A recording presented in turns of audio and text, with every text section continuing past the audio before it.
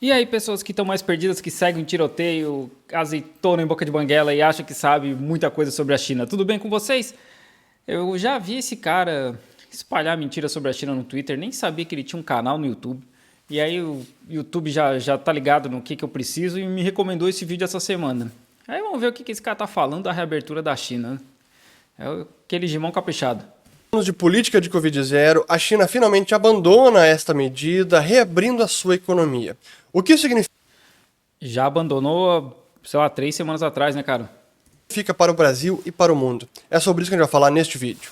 Considerem se inscrever, ativando o sininho aqui embaixo e compartilhando este vídeo. O Jinping e o Partido Comunista decidiram abandonar as políticas de Covid-0, embora não tenham deixado isso explicitamente claro, é o que a última medida anunciada efetivamente está fazendo, é abandonar, eliminar praticamente todas essas medidas que estavam inviabilizando a vida econômica, a vida social na China.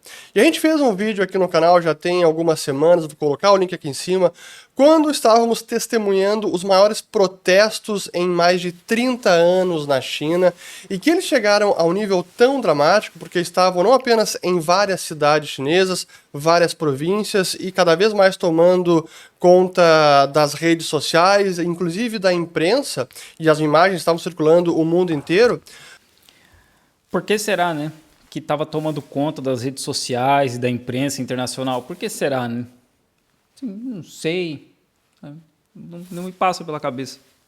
Mas em alguns casos, os protestantes, os manifestantes, estavam até exigindo a queda do Partido Comunista, exigindo o fim do regime de Xi Jinping, algo que é bem raro de se ver. Imagina manifestante chegando à audácia de pedir pela cabeça de Xi Jinping. Mas é assim, né? É o que eu sempre falo. Esses caras não acompanham o que acontece na China, porque eles não falam chinês. E é até entendível, porque acontece muita coisa o tempo todo no mundo inteiro, né? E aí na cabeça deles nunca acontece. Assim, de vez em quando aparece sim, cara. Só porque tu não sabe. Mas esse foi o nível que chegou a situação na China e que alcançou um ponto que era tão delicado e realmente para o partido, especialmente para o Xi Jinping, onde não havia mais alternativa, ou ele iria na via de repressão cada vez mais brutal, ou eles precisariam ceder. Sempre E nessa. honestamente, a gente consegue agora perceber que o partido e Xi Jinping foram muito pragmáticos e, na minha avaliação, de forma inteligente, porque resolveram dar um passo para trás, ceder, porque dali em diante seria mais instabilidade social, mais convulsão social, caso o Partido Comunista decidisse seguir com as políticas de Covid-0 e reprimir cada vez mais. Não... Que ditadura malvada é essa, hein? Que ditadura malvada, né? O povo vai para as ruas, protesta, pede mudança. A ditadura houve, pois é, acho que a gente devia mudar, né? Assim, quem já assistiu meus outros vídeos sabe que a minha opinião não é só por isso, né? A economia da China não vem bem e está aí com projeção cada vez mais para baixo.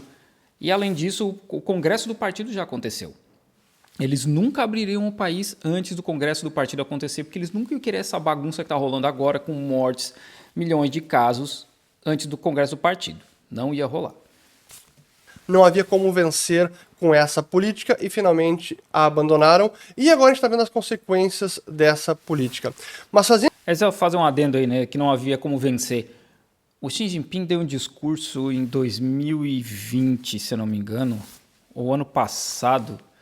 Já foi ano passado ou 2020, falando que o plano era justamente esperar a evolução do vírus para ver o que ia acontecer. Óbvio, né, que eu não acredito que eles planejaram abrir agora, né, porque a gente também não sabia como que o vírus ia evoluir, mas os caras já vinham falando isso faz tempo. E, de novo, só porque os caras não sabem, não existe. Mas eles literalmente tinham esse discurso antes de esperar vacinar todo mundo, ver a evolução do vírus, e foi o que deu. Eles abriram agora porque precisava, porque já passou o congresso, e porque o vírus está mais fraco, vai matar muito menos gente. Mas fazendo esse repassado recente, a notícia que foi divulgada no dia 7 de dezembro e que ensejou, então, o abandono da política de Covid-0, foi essa aqui pelo veículo de imprensa Global Times, que é um veículo chinês ligado ao partido, onde o recém-divulgado plano de 10 pontos é um movimento ativo para otimizar a resposta à Covid, mais científica e mais precisa, segundo o Departamento Nacional de Saúde da China. E aqui tem todas as medidas que, na verdade, é uma forma oficial de dizer que as medidas vão ser abandonadas, cada localidade agora, província local, pode esquecer essa exigência de testagem em massa, de quarentena, de campos de isolamento, aqueles pareciam campos de concentração, tudo isso foi abandonado ou não. Então, vamos lá, né? Essa autonomia de províncias sempre houve, tanto é que as mudanças começaram aqui na província que eu tô, que foi onde teve os maiores protestos, aqui em Guangdong, na cidade de Guangzhou. Guangdong foi uma das primeiras a começar a abandonar as restrições, porque a política de zero Covid não era a mesma para o país inteiro. Tinha algumas direções que cada província, cidade deveria seguir, mas dali para frente, cada realidade se adaptava ao que estava acontecendo. Então, a minha cidade tinha regras diferentes de Foshan, que é 40 minutos daqui, de Zhuhai, que é 1 hora daqui, de Zhongshan, que é 25 minutos daqui. Porque a realidade é diferente, as pessoas são diferentes, os políticos são diferentes, uns têm mais medo que os outros. Mas essa autonomia sempre existiu. Sempre foi assim. Da noite para o dia, não oficialmente era um plano para otimizar as políticas, mas na prática era isso que significava. O problema agora, no curtíssimo prazo, é o que isso está trazendo para a economia chinesa e para a vida social e também para a pressão na saúde pública e controle sanitário e para a economia global. Mas a gente precisa também entender o passo seguinte, ou passados 2 primeiros 3 meses da reabertura chinesa, como isso pode impactar a economia mundial, como isso pode impactar também a economia brasileira. E eu quero trazer aqui porque é importante entender esse evento macroeconômico importantíssimo. Como a gente falava naquele vídeo lá no finalzinho de novembro, até eu estava no Japão ainda, era justamente a pivotada que o mundo estava esperando. Não era do Jerome Powell, mas sim a pivotada do Xi Jinping, que acabou acontecendo, o que é positivo para a economia global.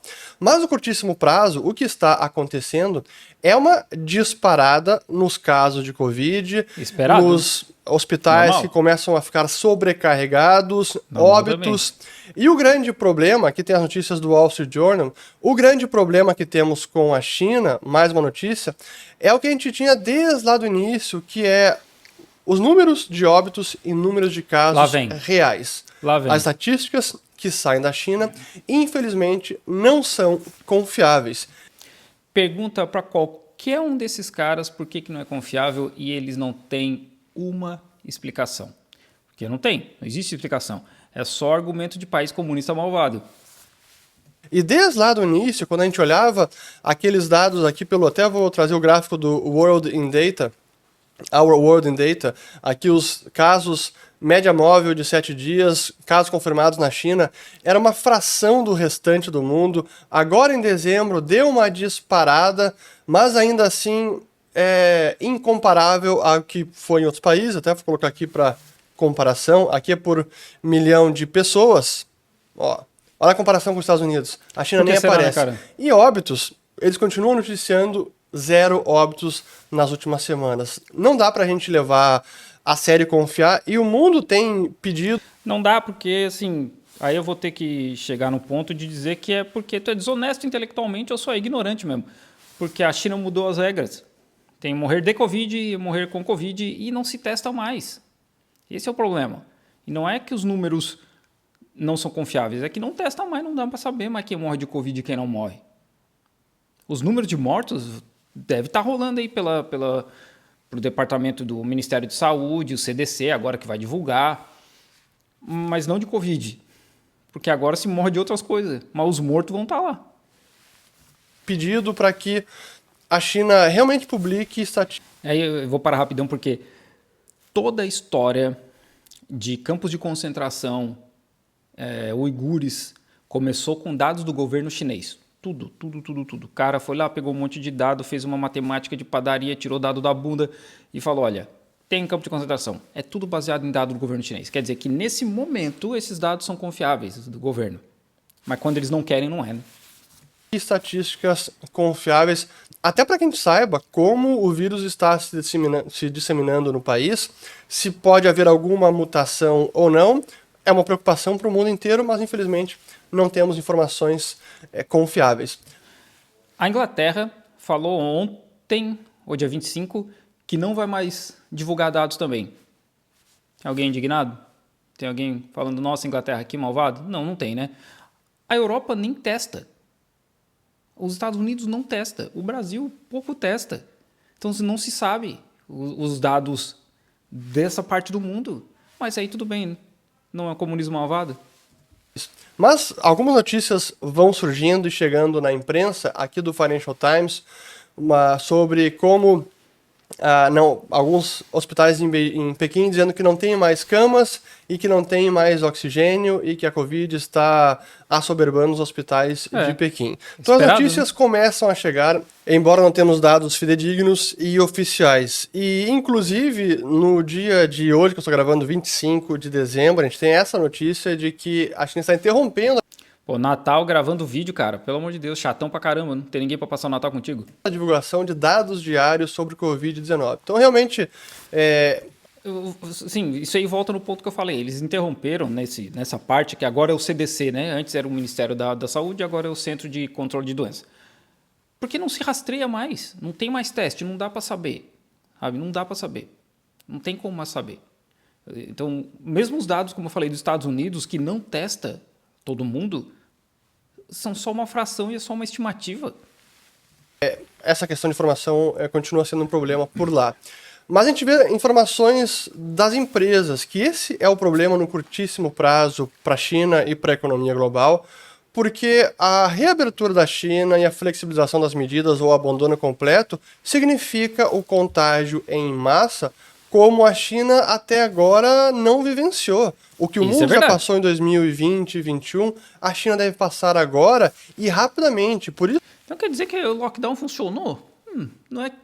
Quer dizer que ter ficado esse tempo todo fechado deve ter salvado muita gente, porque agora o vírus é muito mais fraco, né? Não é como a Delta, não causa pneumonia. Quem diria, hein, que lockdown funcionaria? Isso, as projeções de contaminados é na casa de dezenas de milhões nos próximos dias. Infelizmente, teremos óbitos, porque é muita gente. Isso está afetando também as empresas, como é o caso da própria Apple. Aqui vamos colocar a notícia também, foi no finalzinho do dia 24, onde a cadeia de suprimentos da americana Apple está com um problema que está trazendo certeza para produção, fabricação de iPhones e tudo mais, porque muita gente está adoecendo, ou precisa se isolar, ou precisa ser mandado para casa. O que a gente viu no Ocidente nos últimos anos, a China começa a sentir bastante agora. Da mesma forma, a Tesla, que decidiu antecipar umas férias coletivas que daria já uma parada nessa última semana do ano, acabou antecipando, por problema também nesse surto de Covid no país. Então, é isso que está acontecendo por lá. E, de certa forma, já estava no radar uma possível reabertura da China, até porque a gente teve, no fim de outubro, o Congresso do Partido Comunista, que alçou o Xi Jinping ao terceiro mandato. E logo após o fim do Congresso, os casos de Covid começaram a subir bastante em Xangai. E os investidores já vinham apostando numa flexibilização ou até o abandono completo das políticas de Covid-0. Tanto é, como a gente trouxe no vídeo anterior, empresas de turismo ou linhas aéreas dispararam nesse período, se valorizaram bastante, e a bolsa chinesa foi uma das poucas também que se valorizou e muito, pelo menos nas últimas 6 semanas. Olhando o ETF MX, a gente pode ver que do dia 31 de outubro, que foi a mínima, até aqui o 25 de dezembro, uma alta de mais de 32%. Da mesma forma, a moeda chinesa, que das mínimas do ano em 7,13 yuan no dia 31 de outubro, caiu mais de 16% e agora é negociada abaixo de 7 yuans por dólar. Claro que o dólar também perdeu valor diante de várias moedas nesse período, mas ainda assim são movimentos significativos da economia chinesa e reflete essa melhora de expectativa com a reabertura da China.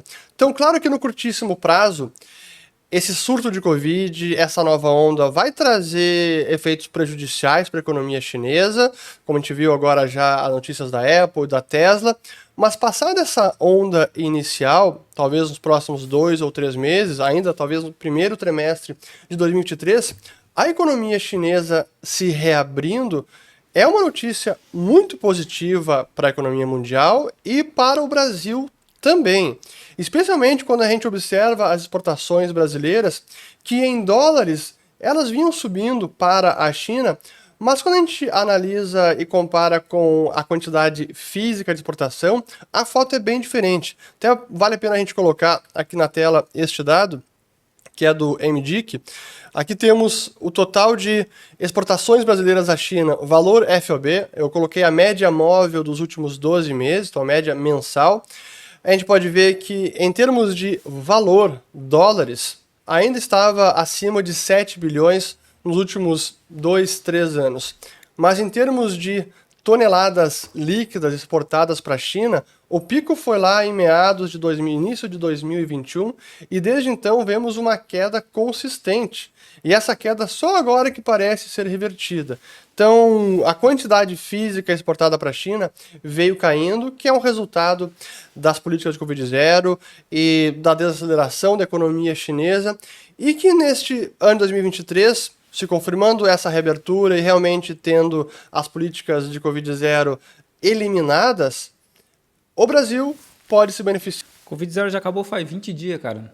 Hoje a China, inclusive, hoje de madrugada aqui pra gente, né? A China, inclusive, já anunciou que dia 8 de janeiro vai abrir as fronteiras. Então já era, acabou. Bastante desse ciclo externo e favorável de China. Então essa é uma notícia muito positiva para a nossa economia. E para terminar esse vídeo, é importante também mencionar algo que é perceptível e é mais uma notícia positiva, depois de muita tensão na geopolítica mundial, especialmente nas relações diplomáticas entre Estados Unidos e China. O que nós vimos nos últimos dias, últimas poucas semanas, é até uma melhora na relação entre Estados Unidos e China. A gente teve agora a reunião do G20. Estados Unidos metendo embargo em empresa de chip, querendo mudar a empresa de chip de Taiwan lá para os Estados Unidos. Esse cara tá muito perdido mesmo. 20 na Indonésia, e a própria China agora tem se pronunciado, e um dos compromissos de 2023, um dos objetivos, é reconstruir as ligações com os Estados Unidos da China, né? numa força-tarefa diplomática. Objetivos da China, né? Porque os Estados Unidos está tentando afundar mais ainda a China. Para 2023. Aqui o Joe Biden e Xi Jinping dando as mãos. Essa é uma notícia positiva, sem dúvida alguma. Depois de uma deterioração visível entre os dois países, essa pode ser uma mudança muito benéfica, não apenas para distensionar o que a gente via no mundo entre as duas principais potências do planeta, mas também em termos de eventos favoráveis para a economia global e para a economia brasileira. Espero ter gostado desse vídeo, vou colocar os links, como sempre, nos comentários e volto no próximo. Obrigado. Não esperava muito, né? Porque, como eu falei, eu já tinha interagido e visto umas postagens dele no Twitter. Pelo menos assim, não é ruim no nível Renata Barreto.